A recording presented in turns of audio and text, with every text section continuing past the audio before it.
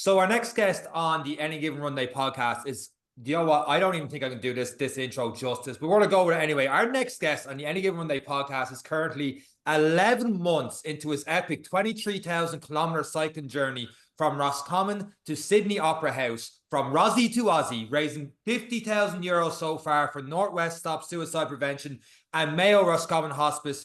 Fergal Guihen, welcome to this week's episode of the Any Given Run Day podcast. How are you getting on? How are you, Shawnee? Eric, I'm getting on all right now. I'm here sitting in Vietnam after just leaving China, and it's great to see some and talk to some Irish faces here. I have two questions, Fergal. How's your arse and did you cycle across the water?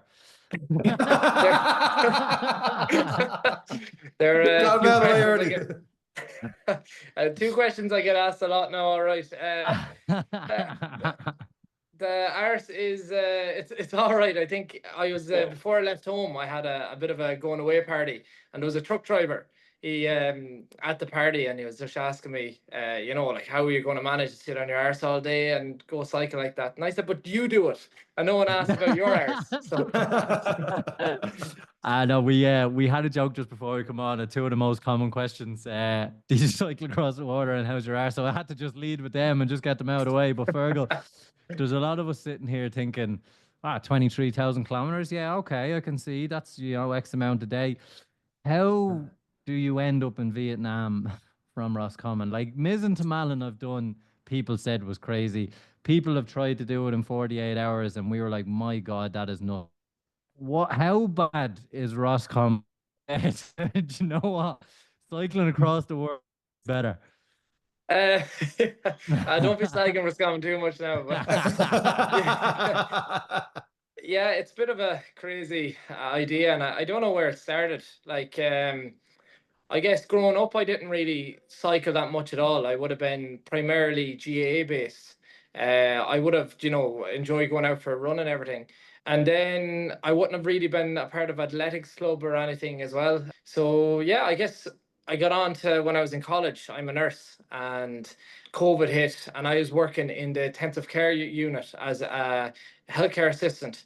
So I was seeing very, sick people, terminal ill people passing away on a regular day. And, as a 21, 22-year-old, it kind of hit home. I was kind of thinking, what do I really want to do in my life? This was kind of really eye-opening. And at the same time, COVID hit, and I got really into endurance running. So I was actually running 100 kilometers weeks. My GA club had this one thing where, we were put in teams, and they said, go off there and run, and for every kilometer, it's 1 point. So it's not really the smartest thing for a GA team to do. You should be sprint work, but I'm a junior team in the North Roscommon. It's, we thought, sure, old school, just go out and run. And I got really into it. And through that, I realized I loved endurance sports. So, yeah, that stayed with me. I started thinking, I jumped over a marathon, and I straight away started thinking ultra running. And nothing really happened. I told my friends, I'm going to do an ultra marathon, and telling them, and this went on for maybe 2 years or so, and nothing. No sign of me signing up for an ultra marathon. And I think I moved back up to Dublin after a little stint back home in Roscommon. And, when I was back home, I was going down to Knockner and Sligo, and I was running up it, down and jumping in. So like I was doing this on a regular basis. It was, my fitness was up there, but I signed up for the marathon. I moved to the ultra marathon. I moved back to Dublin, and then went out drinking with my friends most weekends, forgot about the running, and it was a massive blow to my confidence. I was here thinking I can, run an ultramarathon. I haven't even ran a marathon, an official one at this stage, and it was a massive blow. So then another year rolls around, and I started telling myself, right, I can run a marathon right now if I wanted to, and I was just telling myself this, and last minute I decided to sign up for the Waterford Viking Marathon on a week's notice. So few runs during the week, whatever. I would have been fit with GAA. I was 24 at the time, and I'm 26 now. I was 24 at the time.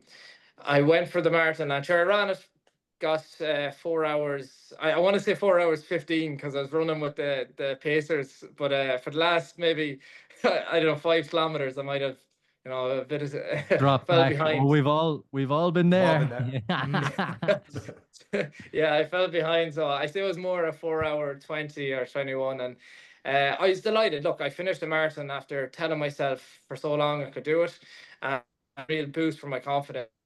Training as well.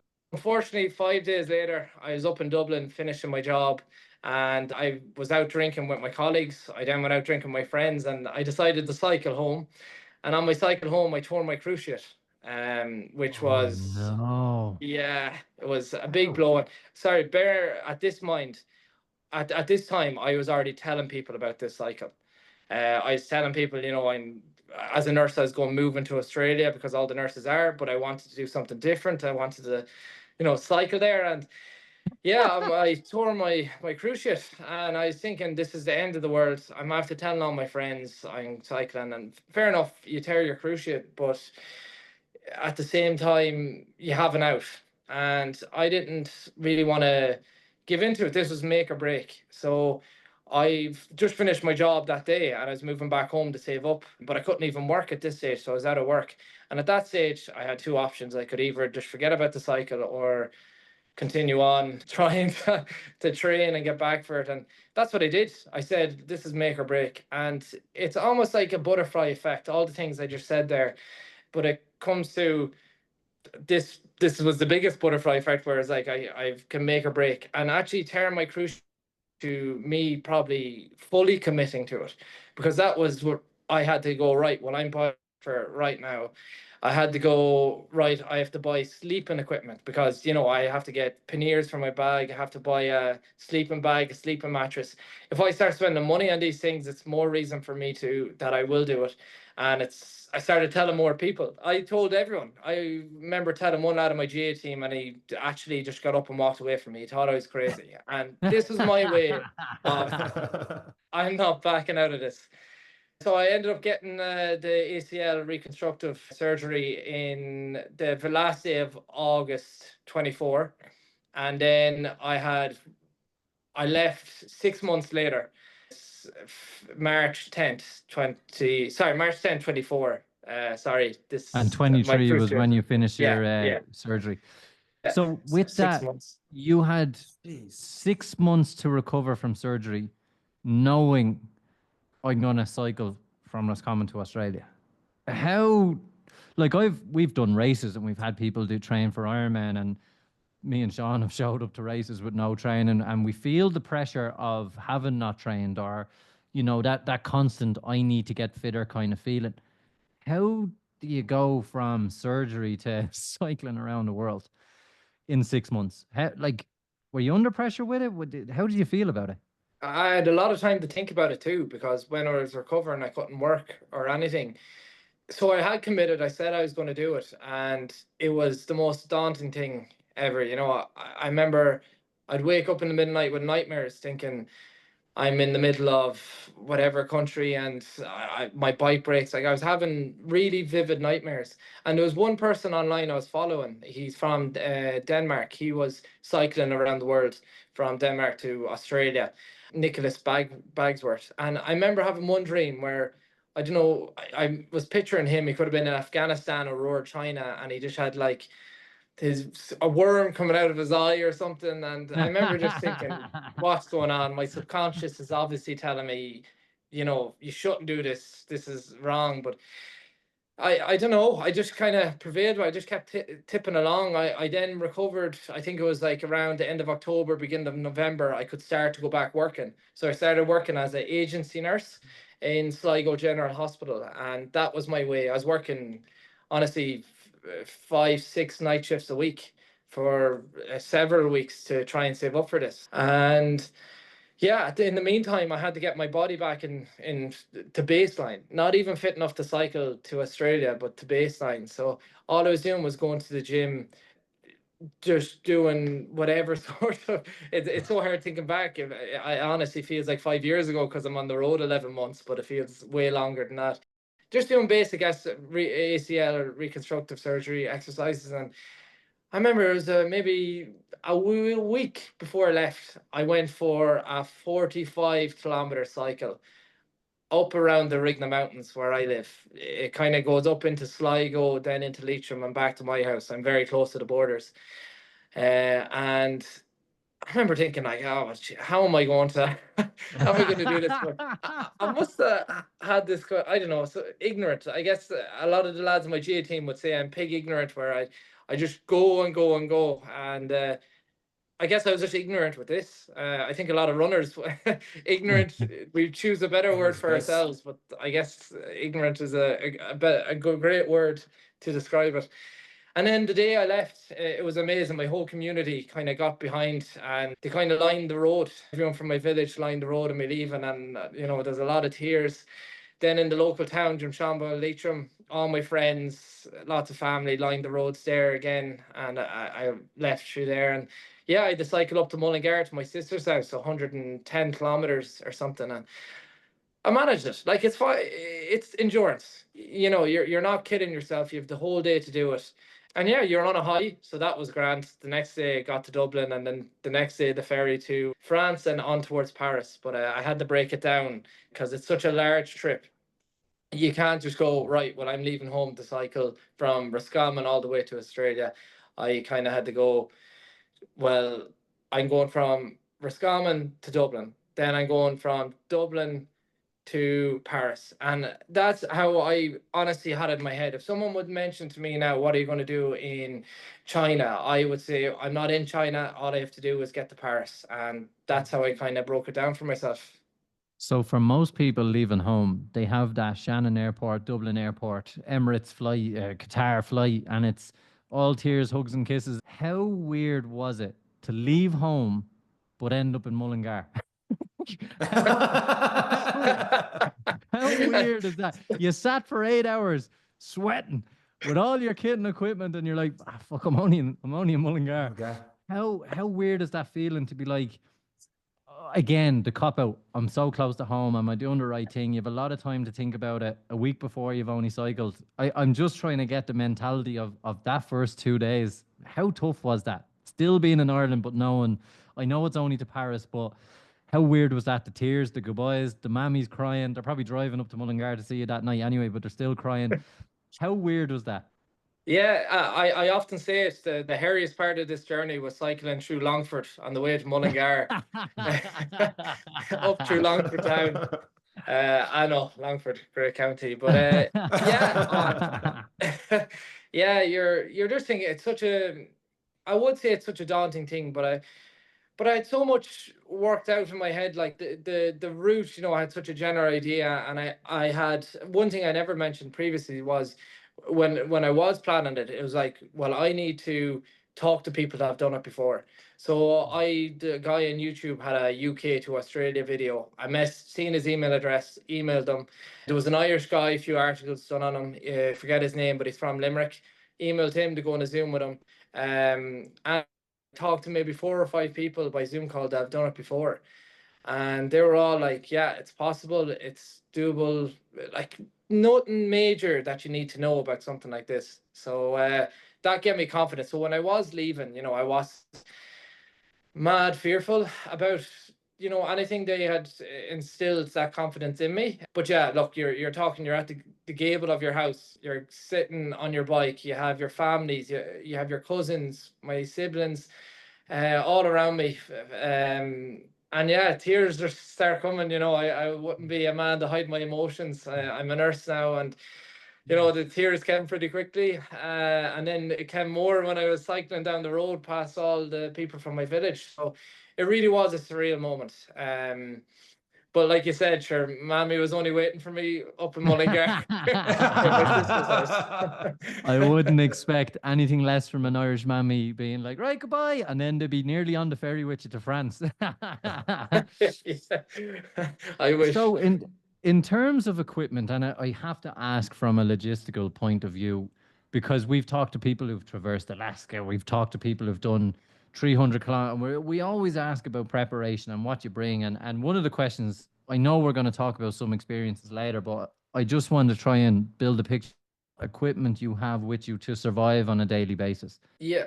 So yeah, I guess I have pannier bags, which I know there might be some people that don't know, but they're Saddlebag type literally, things. yeah. Yeah. They're bike bags, so either side of the rear wheel, and then I have two front pannier bags on the front and one on my handlebars. And you need a sleeping bag, a sleeping mattress. So I got both of them secondhand. I went fairly cheap with my. And bear in mind, my sleeping bag's only comfort level -5, and it's missing I don't know how many feathers. Don't know how many years old it is, and I'll get to it later. But I was sleeping in -22 degrees weather, so we'll come back to that. Yeah, then you're packing minimal. Like, I only have maybe like 3 t-shirts, 2 pairs of shorts, toiletries. Sure, you have my toothbrush cut in half, to make it like that's a good one though. I cut my toothbrush in half to bring it, so I only have the little brush on the end. But I brought 2 of them. Sometimes the sense, it doesn't make too much sense, but you're cutting yourself. And yeah, I'm trying to think what else I have. You have a spare chain, you have whatever spare bike parts you could bring. But in general, we kind of might overestimate how much stuff you actually need on a day-to-day basis. And this was eye-opening to me that how little you can live on. And that's really it. It's just the clothes. Then, sorry, a cooker as well. I have Okay. a gas stove, and I can have a pot and make whatever meal I want, no matter where I am. So that's how I survive most of the time. Tent and stove. And before we get into the journey, I suppose to kind of set the scene as well, what was your kind of food plan? So as you set off, obviously Ireland, you're pretty safe, but then as soon as you get into France, it's a European country, but there's language. Like, what was the plan for nutrition for the day? How did you plan on cooking and stocking, and how much could you carry in a day? Was there a plan for that? Yeah, well, like there was no major plan. Like obviously I had a gas stove with me and I'm on a budget. So working for them a few months, but like it's not really a budget that's going to give me 20 grand that I can splash on this amazing fun holiday to Australia. It was look, you're not trying to stay in hotels, you're trying to cook for yourself, but Europe was always going to be the expensive. So it's nutrition wise, you're eating so much on the bike. Um lots of baguettes all down through Europe. You're going into a Lidl, you're taking pastries. It's mainly maybe pasta. My go-to was pasta chorizo, because you don't need to cook it, and pesto. So I just cooked that most nights. Then for breakfast, I'd have probably porridge, or even now in China, we were cooking porridge half the time because it was better than eating noodles every single morning, because they don't do breakfast out here. But nutrition, you couldn't really go too specific because you don't know what you're going to get. It's obviously changed with the cultures. So that was a major thing on this. I would have been big for the endurance aspect of this trip. I really wanted to push myself like I was when I was doing them 100-kilometer weeks when I was back during COVID. But and I knew it would happen. I soon realized, like, what's the point of me really rushing this? It's not about me pushing myself every day, but it's about, seeing the world and exploring it and getting to meet people from all over the world. And that was so evident as I did go down through Europe. I got learning about the Baltic Wars, or the Balkan Wars, learning about the history of Greece, Turkey with Ataturk, and then onwards through even Georgia, Armenia, Iran, Afghanistan. There's no point of doing a trip like this and absolutely trying to kill yourself and be the fittest person in the world and prove to everyone. Like, I was never going to win that race anyways, but it might be my excuse here. But it's nice to pick the days. I might be in the middle of nowhere and I'll go, well, I'm going to do a 200-kilometer day right now. And then you still have that, like, lucky you two runners, most people listening, runners or cyclists, you kind of have to have that inner voice inside you that it's like you want to push yourself as hard as you can, and you have that voice saying no, go back and sit in the couch, whatever. For this trip, it was less so much trying to prove myself, oh, I can do this 100-kilometer every single day. It soon became about experiencing the cultures and really living life to the fullest. But then some days I obviously do. I do try and, all right, well, there's not much happening today. I'm going to do 150, 200 kilometers. And that's me satiating my ego. It's all the training and stuff you've done for this, Fergal. I was going back through your Instagram, and day 10, you're 20 kilometers outside France. This is bananas to me. The very first time you had to change a tire was during this trek. Like, what happened there, and how much you turned into an engineer with your bike since? I have a nursing brain. I'm not like most bike packers out here. They're all nearly engineers. I remember thinking to myself, geez, I should probably learn about bikes before leaving. I should probably. But I had enough to worry about. You know, I had to do the training. I had to convince my family that I wasn't going to die. There was too much to worry about that. I was like, all right, I'm going through Europe. I'll have Google. And I was a day outside Paris. And like you said there, I got a puncture. And I was like, what are these? The levers, tire levers. Didn't even know what they were called.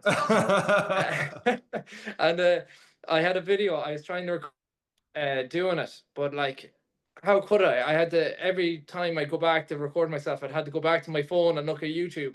So, but that shows, look, you can overthink trips like this. You might think you need to be the best bike mechanic. You might be the fittest person in the world, but really and truly, you don't. All you have to have is the ambition to go out and do something like it. And I did commit to it, and I'm not in Australia yet, but I'm happy that I'm becoming the person along the way who can cycle from Ireland to Australia, because I wasn't that person when I left.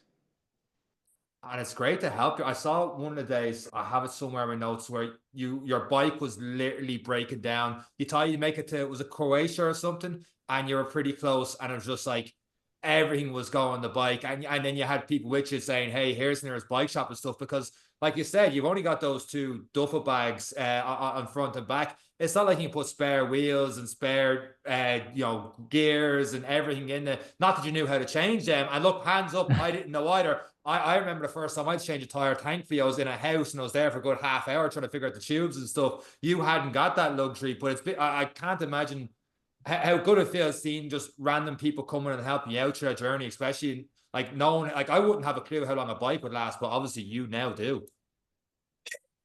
No, definitely. Like you just pointed out one time there that you could have said any country, and I would have said, yeah, someone was coming to help me with a bike troubles. Yeah. Oh, look, I knew nothing about bikes, and you'd be going into a bike shop in every country trying to, for them to help you. But that's it. Like anything could go. But at the end of the day, there's always a easy solution to get you to the next spot. That was another question before I left. So I'm actually doing this for two charities, and we had a big fundraising night before I left. And one question, a lot of people ask me, like, what if you're in the middle of nowhere? And that's a big fear. I say that was a part of some of the nightmares I was having before I left. But there's always a quick, easy solution at the moment. My chain broke twice there in the last 3 weeks. And all you do is take off a link and put on a new link. Now, fair enough, I didn't know how to do that, but I'm actually cycling. But I'm cycling with a Wexford man here, Finn, who's an avid listener of you. He cycled through all of China with me, and he actually mentioned something about your 5K time. I don't know what that's For the about. love of. I thought biking episode, I wouldn't have to mention my 5K still not getting sub 20 after 5 years doing a podcast. But okay, we're I don't here know. now. I don't know what's more impressive, that lads cycling across the world listen to the podcast, or the fact that they still abuse Sean about not being able to run under 20 minutes. This is Fergal and Finn. You've made my day. You've made my year. We're happy to, but no, myself and Finn here have been cycling through China together. And one thing before I get into that, it's that before I left, I had all these fears, but there's one thing I kept telling myself, and it was the road will provide. And that may sound very, I don't know, very away with the fairies, but I don't think if I didn't have that mindset before leaving, I'd have got this far. Anytime something went wrong, there was always something there that would help you out. And I think just having the confidence to go for something like this is enough. The road will provide and help you along the way. And so many times it has. Like, I remember one time me and Finn here were cycling the Taklamakan Desert in China. And, you know, you're talking 2,000 kilometer long, barely seeing anything. And we'd have to carry a rake of food, a rake of water with us, even weighing down our bikes more. Massive days of huge headwinds. And one day we're in the area of the desert that's literally called no man's land because no one enters this one area. And we were very low on food. We had 200 kilometers to get to the next town. The other town was 300 kilometers back the way. So really basically in the middle of nowhere. And we're sitting there with my gas stove hiding from the wind just underneath the road, trying to cook the last bit of couscous that we have. And bear in mind, I didn't even think we'd have enough food to make it.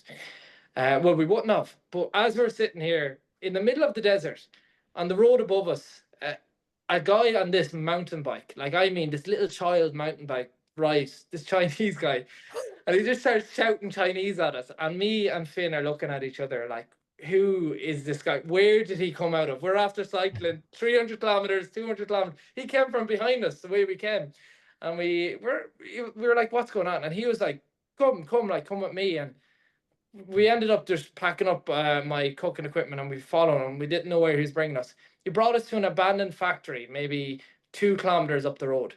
And he opened up the door and there was someone there. And we were like, should we go in or not? And we went in. He ended up cooking us a meal. Yeah. No It could have way. been anything. Yeah, it could have been, I don't know, a Sheen shop factory or something.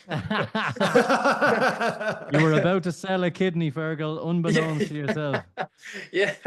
And yeah, there was a guy there. They met us 2 baps with eggs. They gave us in this like silver tray. They put some sachets of chocolate milk and mixed it with water. And without these people, without this massive act of generous in the middle of nowhere, you couldn't even write it. Like crazy, this happening. We managed to get food and enough water to get us just about to the next town. Like we were cycling way into the night to make it to that town. We were starving. We resolved to mixing cold water, and I had like Nescafe, like a instant coffee. I was literally filling the water, shaking it that to keep us going. We were so hungry and so. Yeah, Wow. so literally just running off. We were even hallucinating like the Finn, like people on the side of the road. It was really a crazy time. And we got to the next town anyways, and it was maybe 3 or 4 a.m. and there was still a restaurant open, and we sat there and like the 2 of you probably had this feeling several times. You're sitting there after doing one of the hardest runs, the hardest cycles you've ever done, and you just have that satisfied feeling. You're like, well, I done that, and this was the hardest day I done on my cycle, but I wouldn't have met it without that act of kindness. And like we're talking about the length of Ireland and probably some, you know, in a straight line, that distance of nobody. You know, Yeah. like that's the scale we're talking about here. And to find someone with no probably language barrier, whatever, the trust to just go, come on, sure, there's 2 of us, there's 1 of him. What's the worst that can happen?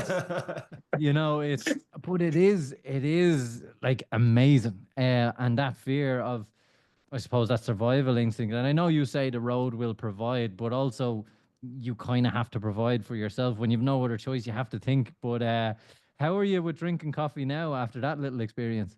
Yeah, I'm gone off the instant coffee, that's for sure. Yeah. But now I still carry a little bit with me just in case something like that happens again. You know, save me once.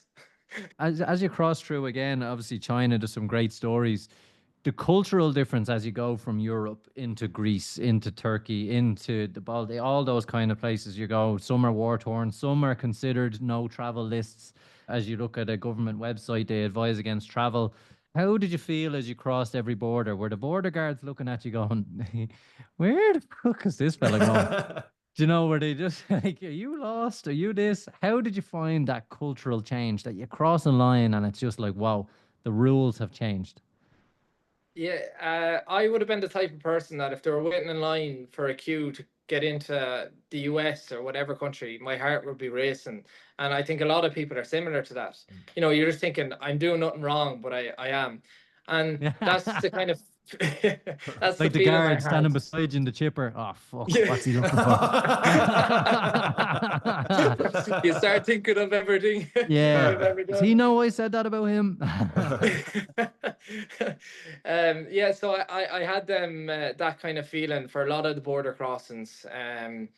The border crossings didn't really start until Turkey, but that was pretty easy. But you still would have that feeling. Same with Georgia and Armenia, and then Iran was the big one. And especially going that route, it was kind of, I never planned to go through Iran and Afghanistan. My route was always to get as far as Turkey, then Georgia, and go north of the Caspian Sea. I'm sorry, we don't have a map in front of us here, but Yeah. north of the Caspian Sea through Kazakhstan and Uzbekistan, which is like a safer route, but you're going through a long stretch of a desert, not as enjoyable. And as I went on, I met other cyclists going the other way who was passing, and they were pretty much saying they went through Iran, Afghanistan. They thought it was amazing. I think, if you can go, go. And I thought, yeah, geez, these people went. My confidence grew as I got on, and I decided that I was going to go into Iran, even though it was, kind of at war with Israel at the time. So to say when I was there, Iran is definitely my favorite country of the entire trip. But to say that I was not scared of my life the whole time I was there was an understatement. Like the nicest people I've ever met in my life, Iranians. And I think anyone that has been there would say the same, and anyone that's heard anything about there would definitely agree. Like we might hear something different in the media. I'll not get into all that, but as I know from my own experience, you couldn't go a day without getting invited into a house, without getting a free meal. Incredible. And I think I should nearly tell the story here of I had one bad experience. In Iran. I was getting very trusting with the people there, and just get invited into every house. So one time I was cycling, it was I think 35, 40 degrees, and I was getting near 1 o'clock, and I was looking for some shade. So I seen one tree, and I was about to stop and hide under the tree for 2 hours, and this car pulls in right as I get to the tree. And it's this man who I just had an awful sense about. I would never have trusted him anywhere, but just for the fact I was tired, the tree was here, bit of shade. He got out of the car and he was like offering me food and drink, and he did offer me a drink, and I was like, okay, I'll take the drink. It was a little juice carton, but he actually injected something into the juice carton, and I was drugged. And straight away, as soon as I drank it, I knew something was wrong. I know my body fairly well, and I knew something was wrong. So I packed up all my stuff, got on the bike, and I cycled off. And I managed to find a place underneath the road I was cycling on to hide from the sun. But I have an Insta360 camera, and I even like falling over. I have no motor skills. It was incredibly scary. This foreign country, you're drugged, you don't know what's going on. The man actually comes back and he finds me, and he's fighting me and wrestling me, and he's looking at my wallet and some of the stuff off my bike, and he ends up getting my wallet.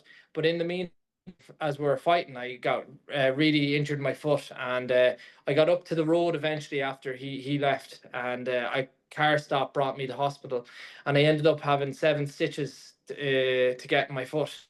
Now, bear in mind, I'm an Irish citizen or a foreign citizen in Iran, uh, and I'm in hospital. And I think the first thing that would happen with any sort of foreigner like this, especially in Iran, is, oh, well, he must be a spy.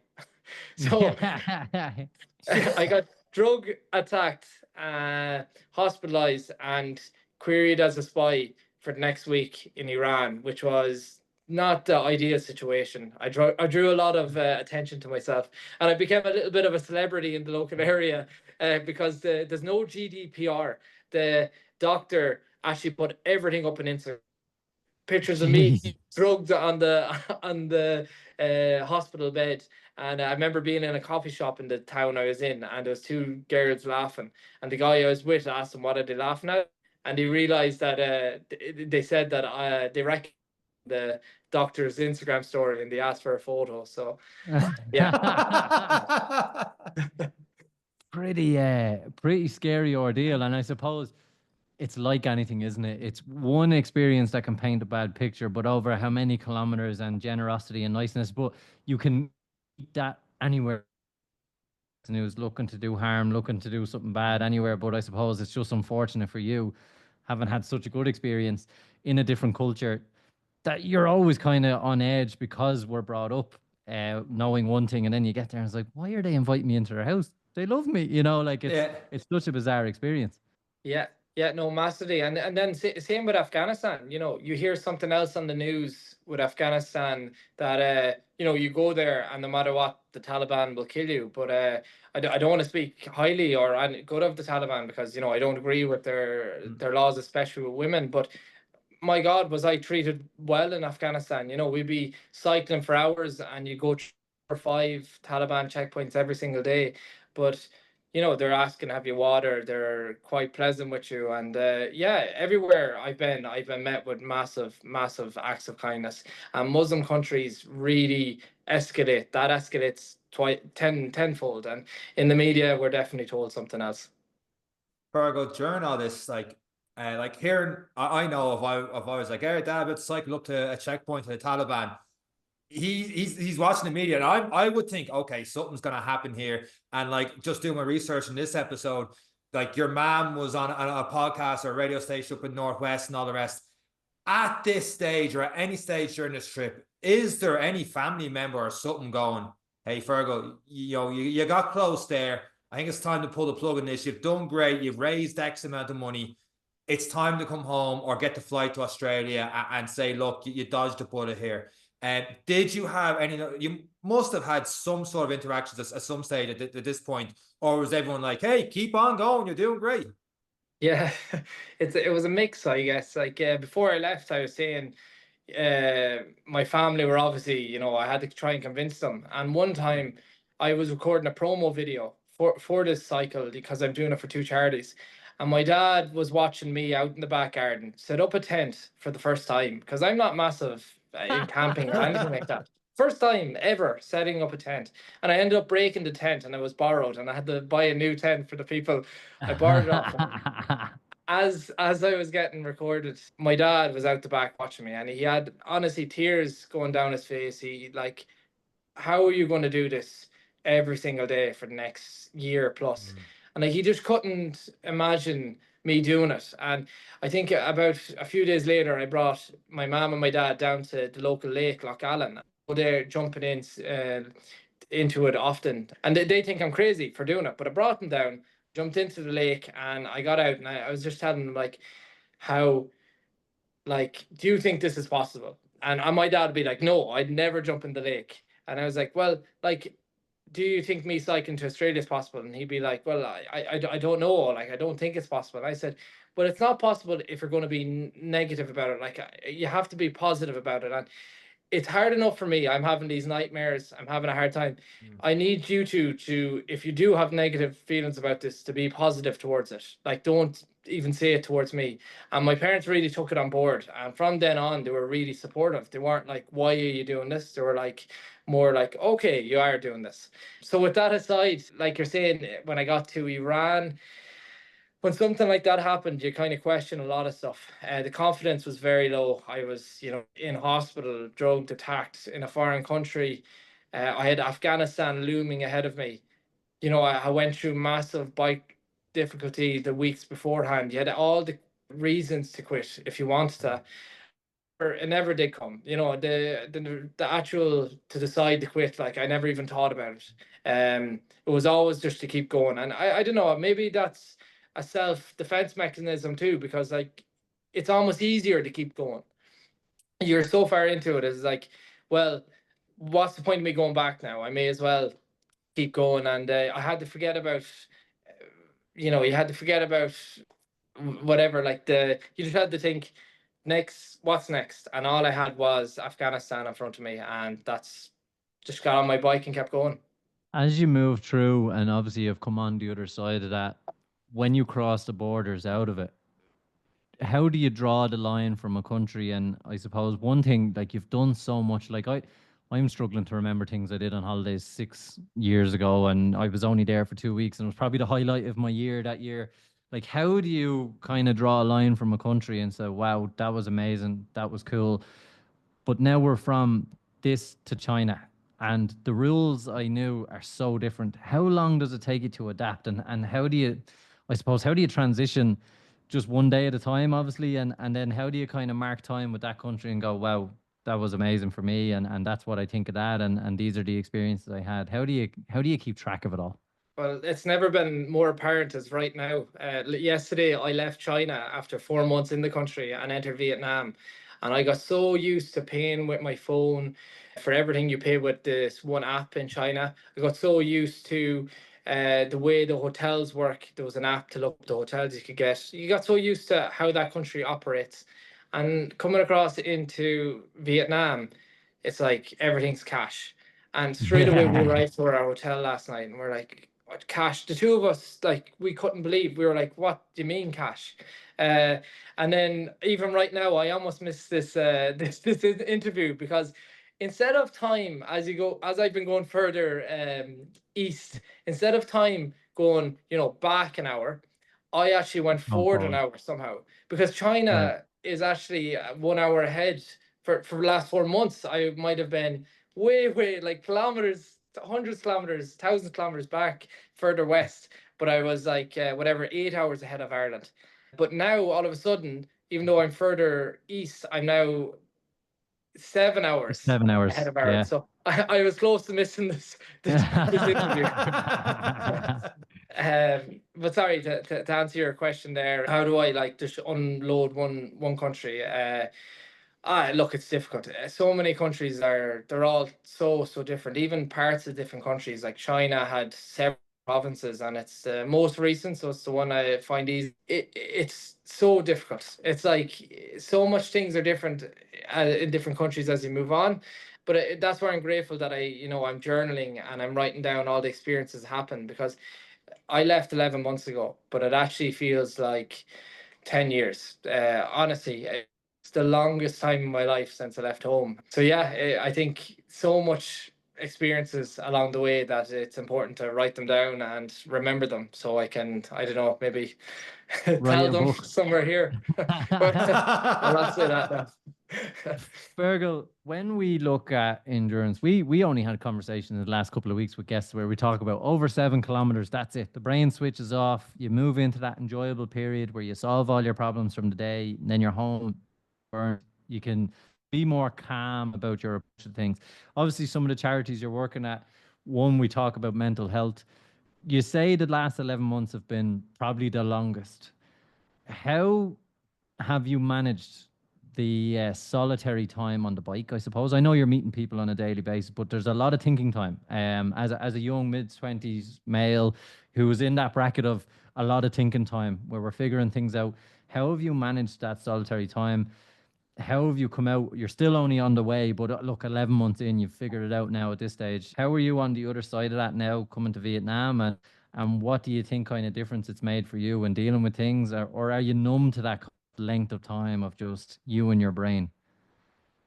Yeah, for me, what keeps me going is exercise. And if I'm not exercising, that's when maybe, your mental health might struggle. And look, I think everyone has had moments where they struggle with their mental health to different degrees. To get the release, like for Yeah. me, exercise is that because I do get that pent up energy disappears, the anger or whatever it was I was hoarding disappears, and I'm active, and the endorphin and the natural hormones kick in. For me, I'm the exact same. I get it, and I'm a different person. If I haven't trained for a couple of weeks, I'm a different person to when I'm actually training every day. And exactly what I'm doing right now is like I knew I could do this because for me exercising is one of the most important things, and I always feel the best after it. And what am I doing each day? I'm exercising. I'm on the bike. I'm outside in the sun. It might be an awful day, but I'm doing something that makes my body better, that makes me better, and that does help with the mental health aspect of it. And unfortunately, when I was in Tajikistan after I left Afghanistan, I had to fly home for my cousin's funeral. He unfortunately committed suicide, and that kind of highlighted the fact how much how important it is to have a charity like the one I am raising funds for, Northwest Stop Suicide Prevention. Yeah. How was that, if you don't mind diving into it? Because obviously you're doing this for that, people close to you know you're off, you're doing this for this kind of thing. When you've survived so much, you've come through an attack, you're in Tajikistan to find out yet another young male is involved in something like this, and you're leaving that journey to be brought back into that, and what so many of us are doing, and it's getting better at acknowledging, and the media is getting better at acknowledging that it is a big issue. How did you manage that issue? And then, more importantly, if you don't mind, or maybe we don't have to talk about it, when you get back on that bike, how are the next few weeks after that thinking about that? Because that's, let's call a spade a spade. I know for me, that's all I'm going to think about for probably the next month or two. Yeah, it was difficult. It's something you'd never expect, and definitely on this trip, it was something I never planned for. So I was lucky. I was in a country that I could fly home from. So I just left Afghanistan maybe a week beforehand, and I was in a city. So I was fortunate in that aspect. But it was tough coming home. It was nice to be with my family and my cousins during this period. But during the same time, my head was always still on the bike. I wasn't really home, but it was nice to spend some time with my family. And when I did fly back, what I had in front of me was China. So I went from one, awful thing to another awful thing, because the part of China I was going into was the Taklamakan Desert. And in this region, you have police following you all throughout, for various reasons. A Google search will tell you why. Um, but yeah, it was very daunting. And I guess to get through it, doing what I'm doing for the charity that I'm raising funds for was a major help. It was leaving Ireland having two more reasons to do this, not just for me to make it to Australia, not just for my ego, not just for my family, actually having another external reason to do it, which is raising funds for two important charities, was enough to keep me going on that bike and to get back out there. It wasn't a matter of quitting. And that might have been another reason why I didn't really think about quitting after I got attacked in Iran. And the other charity I am raising funds for is Mio Roscommon Hospice Foundation. And since I am a nurse, I really know how important hospice foundations are. Some people might not have heard that much about them, but I'd imagine a lot of people have had family members that had support from a hospice. And my great granny did. She benefited so much from that. When I did say I was trip, my still alive, and she that you should do it because they were for them, because they were so vital in the we had during my great passing away. So I couldn't be happier for the two charities I am for, and also that they're two local charities. It's that I'm also giving back to my local area, because I wouldn't be where I am right now if it wasn't for them. If it wasn't for my GA team, it wasn't for the local communities, the towns around where I am all coming together for the launch night. I think I owe a lot to that, and I would not be here if it wasn't for them. So yeah, I guess that's how I got back on the bike after something so hard happening, like having to come home for my cousin's passing. But yeah, I'm happy to be out here and completed China at this stage and have Southeast Asia ahead of me. But China, the hardest leg of this entire journey. Was it hard? Well, obviously, again, to kind of finalize that point, it's good that as well, and hopefully we can raise awareness. And again, you're doing it for charity, and people hopefully listening to this will know that it is okay not to be okay. It is okay to talk, and there are outlets there, like you say, in a great charity that you're working for. To move on from that, then again, you're talking about the hardest journey in China. Was it the different elements like the desert, the vast time and country, the police? What made this the hardest segment? I knew it was going to be the hardest before leaving home, because the Taklamakan Desert is a region that may have a lot of ethnic minorities. And for the last few years, they've been watched very closely, to put one way, by the government. So we knew we were going to be followed by police all the time, and we had to try and, hide from them. They'd be following us in unmarked cars, and we try and camp, and they don't want us camping in case we see something we shouldn't. So a few nights we actually did hide from the police. We managed right at dawn or at dusk. And they had drones in the air looking for us one time, and another time they sent the locals off to try and find us. And the reason they gave was because there's bears and wolves in this region. But I mean, there wasn't. And later on, after that, this is also with the desert climate. It wasn't majorly hot, but the But nights got cold. very, very cold. Yeah, yeah, extremely. So that was difficult because it was the first level of that it was actually really cold on my journey. And then later on in China, maybe like a month and a half going through the desert, later on, we went up onto the Tibetan plateau. So we didn't enter the area we know as Tibet. We entered right beside it on the plateau, but people count themselves as Tibetan, and it's 4,000 meters elevation above sea level. So we we were camping in minus 22 degrees. I mentioned it earlier, and that was disgusting. And we would have been cycling in, I think the worst we were cycling in was minus 16 degrees. So I don't exactly have really expensive equipment that's going to keep me warm through this. So yeah, experiences like that, I'm very grateful I've made it through. And yeah, I'm proud of myself for making it. And I'm very lucky to have Finn from Wexford with me, because I think I could have thrown in the towel during parts of that if it wasn't for him. So So you said earlier that you had a a sleeping bag that was registered or rated for -8. Finn probably won't admit it, but did you ever share a sleeping bag, just for the extra heat, Fergal? What was we, going on in Oh, is that China? movie? we, What we was the met name of more. that movie, Fergal?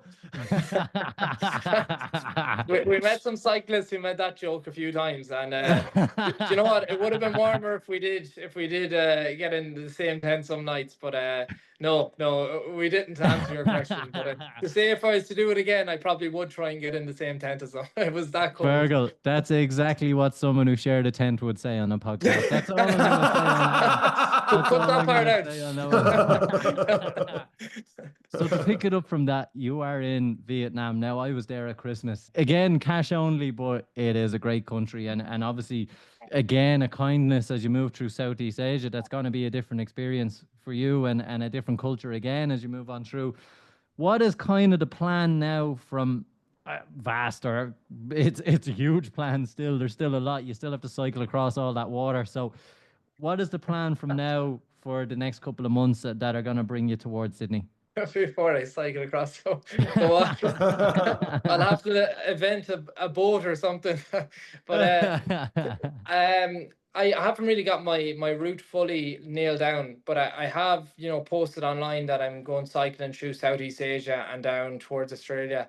And you can't believe the Irish community that's out here. I've had over 50 plus people Irish people living in Southeast Asia that have messaged me saying, like, you have a bed in their house. There's a point for me in, I don't know, Paddy's Irish Bar in Malaysia. Like the amount of Irish people everywhere is incredible. So thankfully I have, more than enough people to meet. And I think the country wise, I'm gonna cycle. I'm gonna do the Hanjai loop.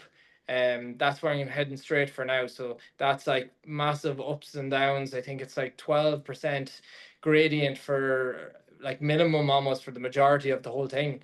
So that's going to be very difficult. And then straight to Hanoi, and after that it's maybe down along the Vietnamese coast into Cambodia, Laos, Thailand, Malaysia, Indonesia, and yeah. But like I said, I only plan from Dublin to Paris, so I mean I'm only planning right now from where I am in Vietnam to the Hanjai Loop. So I'm not even thinking about the rest of Vietnam yet. And is that kind of the luxury in terms of, look, people say listen to the body and take it as it comes. There is no definitive timeline.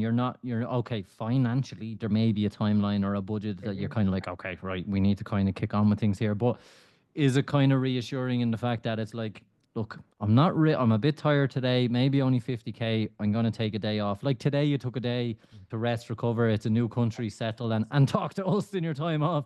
But is that kind of a luxury as well that you can just take it day by day and each night it's like, well, what does tomorrow have in store, and let's just get on with it. And cooking have a big difference. We say the price of food and stuff could that take some of the pressure off? Because I know from being there, you can get meals for €2, €3.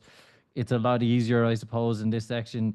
In Southeast Asia, population densities are a bit closer. So is that easier now again, I suppose, for one day at a time? Yeah, definitely. Like China was very cheap, surprisingly, and then in Vietnam already you can see how cheap it is. But it is great that we can cook our own stuff. Having a camping stove has been, vital, because you go so long without places to like restaurants. So yeah, it has it's saving money has been, you know, the one high priority on this trip, and having a tent on the campus stove has been clutch.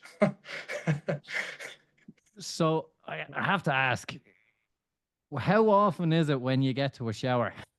You know, like, Did you what's have to ask, Eric? I Did you do have have to to ask. ask? I do have to ask. You know, like, how are you managing? Because obviously you're carrying everything. Do you have to embrace being a little bit scruffy? Yeah, I think my upbringing armor in Roscommon has really helped that. Like, even though I'm a nerd, if my hands get a bit dirty now, all right. But Um, I ask it as a joke. Is there a way? Because I know from people who've backpacked, it's still the same kind of, although less exercise in between. It's still, you just embrace the kind of, you're a little bit scruffy, but every so often, is there a nicer hostel, or is there kind of a kind of routine you follow to say, do you know what, tonight's a night for a good night's sleep and a proper bed and a shower, and let's regroup and go again. For example, today, your rest day. Is there any kind of rhyme or reason to that, or does it just fall with whatever way the track brings it?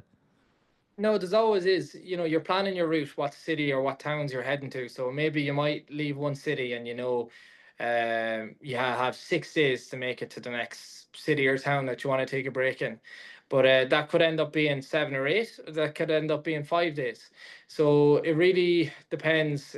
Like your clothes, you're not really getting to wash it until you do get to a city. So I've went I don't even want to give a number. Like, I went a long time without showering, a long time without washing my clothes. Uh, it's a lifestyle that's not for everyone. But then again, it shows, you know, maybe you don't really need a lot of them luxuries. Now, it is nice to be clean. In the Muslim countries, or you'd have at every mosque there'd be, you know, a tap or The something, so foot you would be wash and able the to tap. wash Yeah, yeah, yourself. yeah, And yeah. massively in Iran and Afghanistan, you're seeing through sandstorms. Like in Afghanistan, my very first day there, massive sandstorm. Like, I'm getting hit full on with sand, and at the end of the day, you're destroyed. And this is day after day, you're kind of sand everywhere.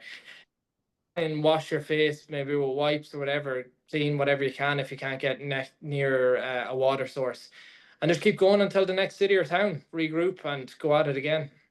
The elements you have been through. Like, I was going to bring up this, the sandstorms. One time you were camping out by a ferry, a thunder and lightning. You've been up the Alps and snow. You said minus 22 degrees.